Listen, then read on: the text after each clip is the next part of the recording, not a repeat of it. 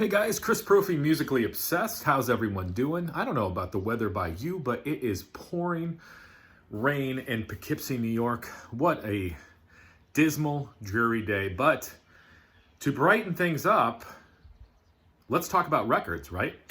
And today I'm going to be entering a contest for Jonathan over at Cheap and Cheerful Records. He has reached and surpassed 800 subs, so congratulations to Jonathan over at Cheap and Cheerful Records. If you have not checked him out, I will definitely leave a link down below. And, I was listening to his story, and he had a really cool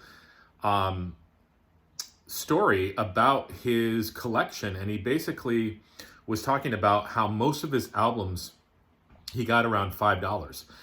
And, as collectors, we all think of, or maybe we don't think of, but maybe people from the outside say, oh my gosh, they're spending so much money on records. They could be putting that money towards something else. But a lot of times, people from the outside don't realize that, yeah, we can get records for $5 or less, sometimes for $1 or $2. It's sometimes cheaper than a cup of coffee. And is it an addiction? Yeah, but so is smoking. People spend a lot of money on smoking. So is drinking. People spend a lot of money on drinking. Drugs. People spend a lot of money on drugs. Well, you know what? My drug of choice, music. So this is kind of a cool entry. What he wants us to show is some albums that we picked up for not too much money. So the albums that I'm going to show you today I didn't spend any more than $5 for any of these. Okay, so let me go through these and show you what I got.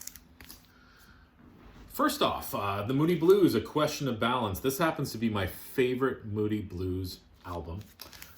This came out on the Threshold label.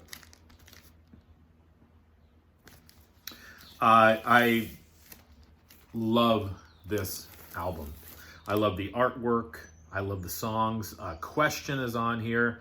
How Is It We Are Here? And the Tide Rushes In. Beautiful. Minstrel Song, Dawning of the Day, Melancholy Man. It's just an amazing album.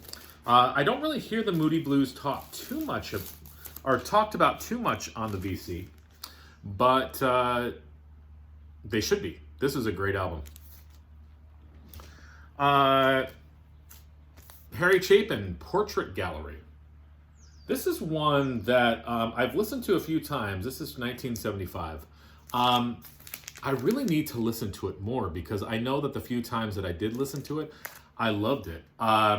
Dreams Go By, the opening is great. I love the song Someone Keeps Calling My Name. Side 2, you've got The Rock, Sandy, Dirt Gets Under My Fingernails, Bummer, Stop Singing These Sad Songs. Just classic Harry Chapin.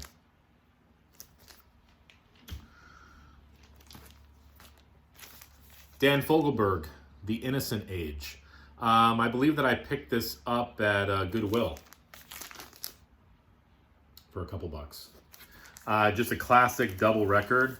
This happens to be a gold stamp promo. But you've got, Lost in the Sun, Run for the Roses, Leader of the Band is on here. Same Old Lang Syne, Only the Heart May Know, Times Like These, Hard to Say, Empty Cages, Ghosts. Just classic Dan Fogelberg. Bob James and Earl Klugh. And this is an album called One on One. And, I don't hear Earl Klugh talked about too much either. Just a phenomenal jazz guitarist. He's amazing.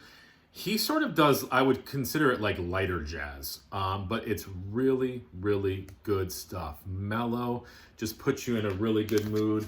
This was from 1979. This also has Ron Carter on it, Harvey Mason, Ralph McDonald, Gary King, and Neil Jason. So Earl Klugh, Bob James, One on One. Awesome. This is a recent find, Kansas Drastic Measures. Just got into Kansas. I know that sounds funny to say, But this is a great album. And again, I didn't spend any more than $5 on this. Crocus, Hardware. 1981, Arista Records. Sometimes you can find, yeah, I found this at a local record store. Sometimes you can find these early 80s, hard rock metal albums for fairly cheap. I guess maybe some people aren't into Crocus. I don't know why. It's a great album. Talked about this band before, Swa. This is their first album, Your Future If You Have One, on the SST label. Great punk band. Chuck Dukowski on bass. I've talked about him before. Definitely check out Swa if you have not. A couple more. This was a cool pickup. Got this at a flea market. It's a Bing Crosby album called Through the Years. And what's neat about this record is that I think I only paid like $3 for it. But this is a non-profit album. It was created solely for the members of the various Bing Crosby Appreciation Societies, and it's not sold at any retail outlets. So it's a compilation album with some unreleased stuff that only was available to Bing Crosby Appreciation Societies. I didn't even know that there was a Bing Crosby Appreciation Society, but thought this was a pretty cool pickup for $3. I bought it for the song Dinah, which is great. So Bing Crosby. And lastly, this was an awesome find. I was at a church sale. Picked up the double record Sweeney Todd. This is Sondheim's musical for $1. Somebody was getting rid of it. This is on the RCA Red Seal label for $1. I was telling the church lady about this. She's like, oh, is that a Broadway musical? I'm like, yeah. She's like, what's it about? I said, oh, it's really cool. This guy ends up like killing people, chopping them up, and then they turn them into hamburgers and meat patties. And she was like taken aback because you have to remember this was a church sale. I don't think she realized what she was selling. This is a very dark musical. It's so good. So good.